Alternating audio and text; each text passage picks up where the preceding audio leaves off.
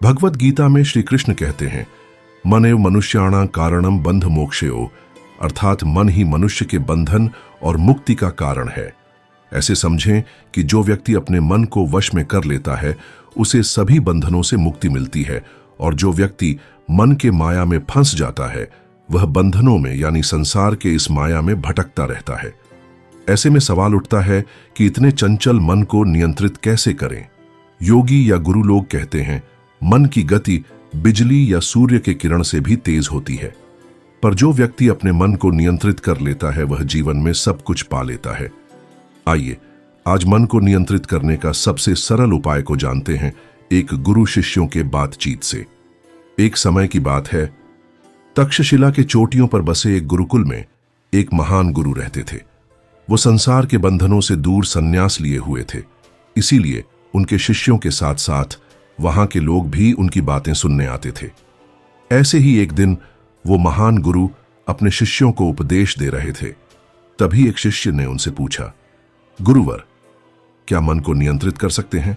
यदि हां तो बताइए, मन को नियंत्रित करने का पहला चरण क्या है? गुरु कहते हैं, मैं मन को नियंत्रित करने के सभी चरण बताता हूं, ध्यान से सुनो। मन को नियंत्रित करने के लिए सबसे पहले अपने मन को समझना होगा, और अपने मन को समझने का पहला चरण है इसके द्वारा दिए गए लालच की व्यर्थता को देखना और समझना। दरअसल जब मन अशांत होता है तो कई तरह के लालच देता है, और जिसने मन द्वारा दिए इन लालच को पहचान लिया, समझ लो कि उसने मन को समझने का पहला चरण समझ लिया। फिर वह शिष्य साधु से पूछता है, लेकिन हमें यह कैसे पता चलेगा कि हमारा मन हमें लालच दे रहा है और वह लालच व्यर्थ है? इसका जवाब देते हुए साधु कहते हैं, यह केवल अनुभव से ही पता चलेगा। मनुष्य मन के लालच से जिस कार्य करता है उसमें उसे हानि ही होती है, और हानि के बाद ही उसे अनुभव होता है। जैसे जिसने वास्तव में यह देख लिया कि नशा करना केवल दुख है, वह नशा मुक्त होना शुरू कर देगा। वहीं जिसने जान लिया कि ईर्ष्या से खुद का नाश होता है, वह ईर्ष्या से मुक्त हो जाएगा। मन को समझने का यही पहला चरण है कि अपने अनुभव से चीजों को समझो और दोबारा गलती मत करो। तब वह शिष्य साधु से पूछता है, यदि व्यक्ति पहले चरण से यह जान जाता है कि वह मन द्वारा दिए लालच के कारण दुखी है, तो फिर दूसरा चरण क्या है? साधु कहते हैं, खोज पर निकलना।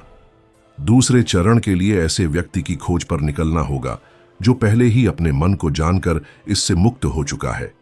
दरअसल एक ऐसा ही व्यक्ति तुम्हारा मार्गदर्शन कर पाएगा। शिष्य कहता है कि लेकिन ऐसे व्यक्ति की पहचान कैसे होगी? गुरु कहते हैं, यही तीसरा चरण है। सुनना ही अपने मन को समझने का तीसरा चरण है। व्यक्ति कहता है, क्या इसे देखकर पता नहीं किया जा सकता? साधु कहते हैं, देखने में कोई व्यक्ति बहुत शांत और अच्छा लग सकता है, परंतु उसके मन के भीतर क्या है यह उसके शब्दों से ही पता चल सकता है। किसी की बातों पर तब तक विश्वास नहीं करना चाहिए जब तक कि वह तुम्हारे विवेक की कसौटी पर खरा ना उतरे। अर्थात किसी को न समझकर अंधाधुन ही किसी को गुरु नहीं बनानी चाहिए। व्यक्ति की बातों को सुनकर अच्छे से अपने मन में विचार करें, फिर उसे गुरु बनाएं। कई लोग यही गलती कर देते हैं जो मनुष्य के जीवन को बर्बाद कर देती है। साधु आगे कहते हैं कि कर्म ही मन को समझने का चौथा चरण है। खुद को जानने के लिए सही दिशा में कर्म करना जरूरी है, लेकिन कर्म करते हुए व्यक्ति हर बार दो गलतियां करता है। पहली गलती यह कि शुरुआत ही नहीं करना, और दूसरी गलती यह कि पूरा रास्ता तय न करना। इन दोनों ही गलतियों के पीछे हमारा मन होता है। व्यक्ति अपने कर्म को पूरा इसलिए नहीं कर पाता क्योंकि वह सोचता है कि मैं कल से शुरुआत करूंगा, तो कोई यह सोचता है कि मैं असफल हो जाऊंगा। इन गलतियों का मुख्य कारण है जागृति की कमी। इसके बिना मन व्यक्ति को सही दिशा में चलने ही नहीं देता। शिष्य के पूछने पर गुरु कहते हैं कि मन को जानने और समझने का पांचवा चरण है जागरूकता। इसीलिए हर कार्य को जागरूकता के साथ करें। बिना जागरूकता के साथ किया गया कार्य या फिर जिया गया क्षण मृत्यु के समान है। व्यक्ति गुरु से पूछता है, अपने जागरूकता के स्तर को कैसे बढ़ाया जा सकता है? तब साधु ने जवाब दिया, ध्यान से। ध्यान से ही जागरूकता की वृद्धि होगी और मन को संयम रख सकते हैं। इसीलिए मन को जानने का छठा और अंतिम चरण ध्यान ही है। दोस्तों, मन को जानने, समझने और नियंत्रित करने का अंतिम चरण केवल ध्यान ही है। ध्यान ही वह नाव है जिस पर बैठ मन रूपी नदी को पार किया जा सकता है। इसीलिए एक गुरु ने कहा है कि मौनेन भगवत प्राप्ति, अर्थात जो मैं रहकर ध्यान करता है उसे ही मन प्रविजय मिलता है, और जो मन को जीत लेता है वह भगवान को भी पा सकता है। दोस्तों, जिस व्यक्ति ने इन शुरुआती 5 चरणों से मन को जान लिया, उसने अपने मन को जीत लिया, और जो इन 6 मार्ग को सही से कर लेता है वह मन को वश में कर लेता है।